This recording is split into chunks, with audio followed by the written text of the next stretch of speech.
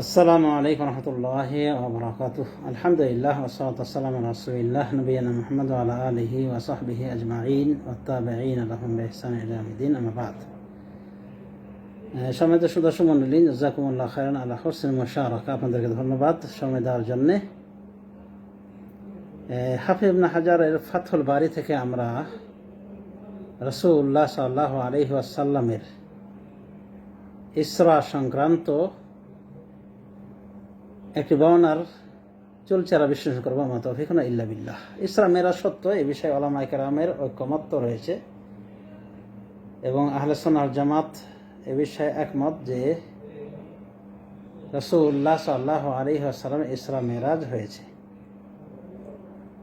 এবং এটা ছিল সশরীরে, রুহানিভাবে নয়, স্বপ্নিকভাবেও নয়, মানে দেহ, বডি, রূহ সহকারে এই ইসরা এবং মেরাজ হয়েছিল।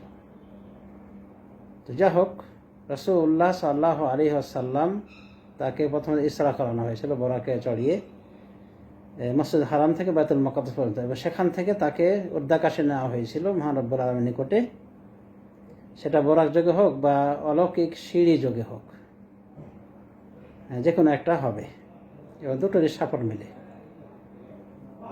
তো যা হোক, রাসূলুল্লাহ সাল্লাল্লাহু আলাইহি ওয়াসাল্লাম রাতের বেলায় যান, রাতের এই প্রান্তে যান এবং সকালে ফিরে আসেন। তো আবু জাহালের সাথে দেখা হলে আবু জাহাল মস্কারা করে বলেছিলেন, হ্যাঁ মোহাম্মদ, নতুন কোনো খবর আছে নাকি? তখন রাসূলুল্লাহ সাল্লাল্লাহু আলাইহি ওয়াসাল্লাম তার এই ইসরার অংশটুকু বর্ণনা দেন যে আমি আজকের রাতে গিয়েছিলাম বাইতুল মুকাদ্দাস এবং সেখান থেকে ফিরে এসেছি। তখন আবু জাহাল বিষয়টি মানে সরাসরি অস্বীকার করেনি, এই আশায় যে আরও লোকজন ডেকে আনবে, তাদের সামনে যেন মুহাম্মদ সাল্লাল্লাহু আলাইহি ওয়াসাল্লাম অকপটে এই কথাগুলি স্বীকার করেন, তখন তারা সবাই মিলে হাসি-ঠাট্টা করবে। তো আবু জাহাল অনেকগুলি লোককে নিয়ে আসে, এর আগে বলে যে আমি আরও কিছু লোক আনছি, তাদের সামনে বলতে পারবে এই কথাটা? রাসূলুল্লাহ সাল্লাল্লাহু আলাইহি ওয়াসাল্লাম বলছে, হ্যাঁ আমি বলতে পারবো। এরপরে অনেকজন লোককে জড়ো করে, বেশ কিছু লোকজন জড়ো করে আবু জাহাল নিয়ে হাজির হন। এরপর রাসূলুল্লাহ সাল্লাল্লাহু আলাইহি ওয়াসাল্লামকে বলতে বলে যে হ্যাঁ এবার বলো কি বলেছেন, কি হয়েছে তোমার? তখন রাসূলুল্লাহ সাল্লাল্লাহু আলাইহি ওয়াসাল্লাম বর্ণনা দিলেন এই ব্যাপার। তো এই ঘটনা যখন তিনি বললেন, সাথে সাথে তারা লুটিয়ে পড়ল, তাদের মাথা লুটিয়ে পড়ল ওই হাঁটুর নিচে, মানে আশ্চর্য হয়ে যায়, এত বড় মিথ্যা কথা বলছে। মানে রাসূলুল্লাহ সাল্লাল্লাহু আলাইহি ওয়াসাল্লামকে তারা মিথ্যাবাদী মনে করেছিল। ওয়ালাইকুম আসসালাম। এর মধ্যে একজন বলেছিল যে আচ্ছা ঠিক আছে, তুমি যে বাইতুল মুকাদ্দাস গেলেন, বা আমরা সম্মান দিয়ে বলি আপনি যে বাইতুল মুকাদ্দাসে গেলেন, তো বলেন বাইতুল মুকাদ্দাসে বর্ণনা দেন, মানে কয়টা জানালা, কয়টা দরজা? তো রাসূলুল্লাহ সাল্লাল্লাহু আলাইহি ওয়াসাল্লাম বাইতুল মুকাদ্দাস গিয়েছিলেন জানালা দরজা গোনার জন্য নাকি? কিন্তু এরপরে যখন তারা হটকারিতামূলক প্রশ্ন করলো, তখন কি হলো এটা আমরা বর্ণনা থেকে জানি, বুখারী মুসলিম ইত্যাদিতে এসেছে। হাফিজ ইবনে হাজারের ফাথুল বারী থেকে আমরা বিষয়টা জেনে নেওয়ার চেষ্টা করবো। মা তাওফীক ইল্লা বিল্লাহ। হাফিজ ইবনে হাজার বলছেন কওলুহু ফাজাল্লাল্লাহু লি বাইতুল মুকাদ্দাস, এরপরে আল্লাহ রাব্বুল আলামিন আমার জন্য বাইতুল মুকাদ্দাসকে কি করলেন? প্রকাশ করে দিলেন, সুস্পষ্ট করে তুললেন। হাফিজ ইবনে হাজার বলছেন হাদিসের, বুখারী শরীফ হাদিস, ফাকিলা মা'নাহু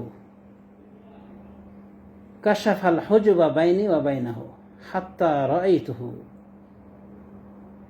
আল্লাহ রাব্বুল আলামিন আমার এবং বাইতুল মুকাদ্দাসের মাঝের পর্দাকে কি করলেন? সরিয়ে দিলেন, যাতে করে এমনকি আমি দেখতে পেলাম। কি বলছে হাফিজ ইবনে হাজার? কাশাফাল হুজবা বাইনি ওয়া বাইনাহু, আল্লাহ আমার মাঝের এবং বাইতুল মুকাদ্দাসের মাঝের যত পর্দা ছিল, যত অন্তরা ছিল, সবগুলোকে সরিয়ে নিলেন। হাত্তা রাআইতু, এমনকি আমি দেখে ফেললাম বাইতুল মুকাদ্দাস, সচক্ষে প্রত্যক্ষ করলাম। এটা কখনকার ঘটনা? মক্কার ঘটনা। এরপর হাফিজ ইবনে হাজার বলছেন ওয়াকা ফি রিওয়ায়াহ আব্দুল্লাহ ইবনুল ফাদল আন উম্মে সালামা, আর আব্দুল্লাহ ইবনুল ফাজল এর বর্ণনা এসেছে যা তিনি উম্মে সালামা থেকে বর্ণনা করেছেন রাদিয়াল্লাহু আনহা, ইনদা মুসলিম, সহিহ মুসলিমে এসেছে।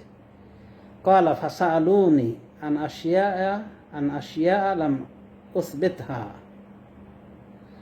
তারা আমাকে বেশ কিছু বিষয়ে জিজ্ঞাসা করলো যেগুলি আমি ঠিক করতে পারিনি, মানে জব্দ করতে পারিনি, রপ্ত করতে পারিনি। মানে এই বায়তুল মুকাদ্দাসের তফসিল সময় জানতে যখন চাইলো, এগুলো হলো জানলা ইত্যাদি, কয়টা জানলা কত দরজা, তো উনি বলেন যে আমি ওটা ঠিক করতে পারলাম না। কারিব তো কারবান, সে কারণে আমি কঠিনভাবে হয়ে গেলাম, মানে দুশ্চিন্তায় পড়ে গেলাম। লাম আকরব মিসলাহু কত্ত, এরকম আমি দুশ্চিন্তাগ্রস্ত এবং এরকম আমি কষ্টের শিকার হয়নি ইতিপূর্বে। মানে কঠিনভাবে তিনি চিন্তাগ্রস্ত হয়ে গেলেন, দ্বিধাগ্রস্ত হয়ে গেলেন, মানে কি উত্তর দিবেন। ফারাফা আল্লাহু লি বাইতুল মাকদিস আনদুরু ইলাইহি মা ইয়াসালুনি আন শাইইন ইল্লা নাব্বাতুহুম বিহি, তখন আল্লাহ আমার জন্য বাইতুল মুকাদ্দাসকে উঠিয়ে তুলে ধরলেন। আনদুরু ইলাইহি, যাতে আমি দেখতে পাই তার দিকে, মানে সেটাকে পরিদর্শন করতে পারি, সচক্ষে দেখতে পারি। মা সাআলুনি আন আশিয়া ইল্লা নাব্বাতুহুম বিহি, তখন আমাকে মা ইয়াসালুনি আন আশিয়া ইল্লা নাব্বাতুহুম বিহি, তারা যত কিছু আমাকে জিজ্ঞাসা করতেছিল সবগুলির উত্তর আমি না দিয়ে ছাড়িনি। মানে আল্লাহ রাব্বুল আলামিন তার নিকটে বাইতুল মুকাদ্দাসকে তুলে ধরেছেন তার সামনে, যার ফলে যে বিষয়ে জিজ্ঞাসা করেছে সেই বিষয়েই উনি দেখে দেখে উত্তর দিয়েছেন। এটা একটা বর্ণনা হাফিজ ইবনে হাজার এনেছেন। ওয়াহতামিলু আন ইউরিদা, আর এটা সম্ভাবনা এটাও রয়েছে বর্ণনার, আন ইউরিদা আনহু হুমিলা ইলাইয়া আন উদিয়া বিহাইসু ইয়ারাহু সুম্মা উঈদ, অথবা এটার সম্ভাবনা এটা রয়েছে যে তিনি এটা দ্বারা উদ্দেশ্য করেছেন যে তার নিকটে উঠানো হয়েছিল, উঠিয়ে বাইতুল মুকাদ্দাসকে তার নিকটে রেখে দেওয়া হয়েছিল। বিহাইসু ইয়ারাহু, যাতে করে তিনি দেখতে পান, মানে ওই বাইতুল মুকাদ্দাসকে উঠিয়ে নেওয়া হয়েছিল, উঠিয়ে এনে হাজির করা হয়েছে রাসূলুল্লাহ সাল্লাল্লাহু আলাইহি ওয়াসাল্লাম নিকটে, যাতে উনি দেখতে পান। সুম্মা উঈদা, এরপরে আবার তাকে ফিরিয়ে আনা হয়েছে। হ্যাঁ, তো এটা ইহতিমাল বলছে হাফিজ ইবনে হাজার বলছেন। এরপর বলছেন হাফিজ ইবনে হাজার, ওয়াফি হাদিস ইবনে আব্বাস আল মাজকুর ফাজিআ বিল মসজিদে ওয়া আনা আনদুরু ইলাইহি হাত্তা উদিআ ফি দারে আকিল ফানাআতুহু ওয়া আনা আনদুরু ইলাইহি। হাফিজ ইবনে হাজার বলছেন যে ইবনে আব্বাসের উল্লেখিত হাদিসে এসেছে এটাও, ফাজিআ বিল মসজিদে, এরপর মসজিদকে নিয়ে আসা হলো, মানে বাইতুল মুকাদ্দাস মসজিদকে নিয়ে আসা হলো। ওয়ানা আনদুরু ইলাইহি, এমত অবস্থায় যে আমি ওটাকে দেখছি, ওর দিকে তাকাচ্ছি। হাত্তা উদিআ ফি দারে আকিল, এমনকি আকিলের বাড়ির পাশে ওটাকে প্রতিস্থাপন করা হয়, রেখে দেওয়া হলো, মানে বাইতুল মুকাদ্দাসকে আকিলের বাড়ির কাছে। আকিল বিন আবি তালেব, মানে আবু তালেবের ছেলের নাম হলো আকিল, তো তার বাড়ির পাশে যেন রেখে দেওয়া হলো। ফানাআতুহু ওয়া আনা আনদুরু ইলাইহি, এরপর আমি ওর গুনাগুন বর্ণনা দিলাম, বাইতুল মুকাদ্দাসের বর্ণনা দিলাম, চুলচারা বর্ণনা দিলাম দেখে দেখে। হাফিজ ইবনে হাজার এই বর্ণনাটাকে উল্লেখ করেছেন। এরপর বলছেন হাফিজ ইবনে হাজার, ওয়া হাযা আবলাগু ফিল মুআজিজাত, এটাই হলো মুআজিজার ক্ষেত্রে সবথেকে বালিগ, সবথেকে কি বেশি শক্তিশালী। ওয়ালা ইস্তিহালাত ফিহি, আর এক্ষেত্রে এরকম হওয়া কোনো অসম্ভব বিষয় নয়। হাফিজ ইবনে হাজার কি বলছেন যে বাইতুল মুকাদ্দাসকে নিয়ে আসা হয়েছিল, এমনকি দার আকিলের বাড়িতে, আকিলের ঘরের সামনে তাকে কি করা হয়েছিল, নিকটে রাখা হয়েছিল, আর নবী সাল্লাল্লাহু আলাইহি ওয়াসাল্লাম এটা দেখে দেখে বলেছেন। হাফিজ ইবনে হাজার বলছেন যে হাযা আবলাগু ফিল মুআজিজা, এটাই মুআজিজার ক্ষেত্রে সব থেকে বালিগ, মানে সব থেকে বেশি শক্তিশালী এবং সব থেকে সুস্পষ্ট। ওয়ালা ইস্তিহালাত ফিহা, এখানে অসম্ভবের কিছু নাই। ফাকাদ আহদারা আরশা বিল কাইস ফি তরফাতে আইনিন, কারণ বিলকিসের আরশকে হাজির করেছিলেন বা হাজির করা হয়েছে। ওহদেরা আরশ বিলকিস ফি তরফাতে আইনিন, কারণ বিলকিস রানীর আরশকে, সিংহাসনকে হাজির করা হয়েছিল চোখের পলকে সুলাইমান আলাইহিস সালামের জন্য, সুলাইমান আলাইহিস সালামের জন্য। ওয়াক্তাদি আন্নাহু উযিলা মিন মাকানিহি, আর এটার দাবি হলো যে ওই আরশকে তার স্থান থেকে সরিয়ে নেওয়া হয়েছে, হটিয়ে দেওয়া হয়েছিল, মানে তার স্থান থেকে নিয়ে তাকে সরিয়ে সুলাইমান আলাইহিস সালামের নিকট নিয়ে যাওয়া হয়েছিল চোখের পলকে। যদি ওটা হতে পারে তো এটা অসুবিধা কি, যে রাসূলুল্লাহ সাল্লাল্লাহু আলাইহি ওয়াসাল্লামের জন্য বাইতুল মুকাদ্দাসকে আল্লাহ রাব্বুল আলামিন একেবারে হাজির করে দিয়েছে, ওই স্থান থেকে নিয়ে এসে এখানে হাজির করে দিয়েছিলেন, যাতে করে রাসূলুল্লাহ সাল্লাল্লাহু আলাইহি ওয়াসাল্লাম ওই কাফেরদের হটকারিতা জবাব দিতে পারে যে কয়টা জানলা, কীরকম দেখতে বাইতুল মুকাদ্দাস।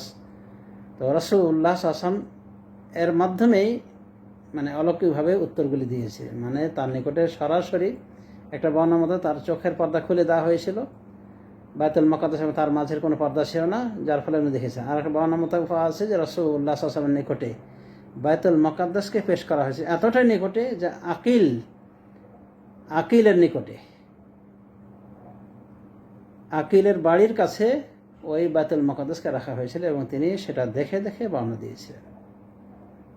হাফেজ ইবনে হাজার বলছেন যে এটা অসম্ভব কিছু নয়, কারণ এর আগে এরকম ঘটনা অলরেডি ঘটেই গিয়েছে, যে সুলাইমান আলাইহিস সালাম যখন বললেন যে মা ইয়াতিনি বিআরশিহা, বিলকিস রানী কে আরশ নিয়ে আসবে, ওদের স্যারেন্ডার হয়ে আসার পূর্বে তখন ইফরিত বলেছিলেন যে আমি নিয়ে আসতে পারবো কাবলা আন তাকুম মিন মাকামিকা, আপনার এই জায়গা থেকে উঠার আগে, মানে বসে আছেন উঠার আগে আমি নিয়ে আসতে পারবো। আর জানেন এটা কেতাবের এলেম ছিল, মানে ইসমে আজম ছিল, সে কি বলেছিল যে আপনার নিকট আমি চোখের পলক বন্ধ করার আগে নিয়ে আসতে পারবো, এবং তাই করেছিলেন। মানে চোখের পলকে এক নিমিষের মধ্যে বিলকিস রানীর আরশকে হাজির করে দেওয়া হয়েছিল। এগুলো আল্লাহ সক্ষমতা দিয়েছিলেন তাদেরকে। তো সেটা যদি সম্ভব হয় তো এটা অসম্ভব কি, হাফেজ ইবনে হাজার বলছেন। আল্লাহ কুল্লি হাল, আশা করি আমরা হাফেজ ইবনে হাজারের ফাথুল বারী থেকে সংক্ষেপে দার্স বুঝতে পারলাম রাসূলুল্লাহ সাল্লাল্লাহু আলাইহি ওয়াসাল্লাম একটি মওজুদ বিষয়। আল্লাহ রাব্বুল আলামিন আমাদের সবাইকে তৌফিক দান করুন কোরআন সুন্নাহ মতো পরিচিত হওয়ার। আমিন। ওয়া আখিরু দাওয়ানা আলহামদুলিল্লাহি রাব্বিল আলামিন। আসসালামু আলাইকুম ওয়া রাহমাতুল্লাহি ওয়া বারাকাতুহু।